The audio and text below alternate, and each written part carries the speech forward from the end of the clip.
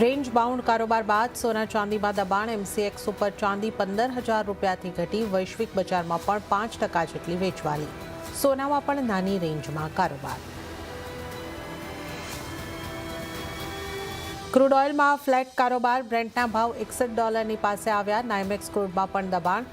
આવતા વર્ષે સપ્લાય વધવાની આશંકાએ કિંમતો ઉપર અસર.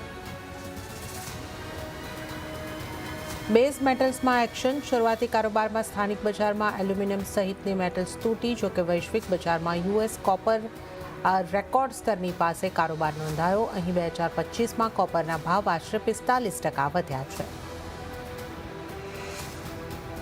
અને એગ્રી કોમોડિટીમાં કોટન ઉપર ફોકસ. કિંમતો વધીને 2 મહિનાના ઉપલા સ્તરે પહોંચી.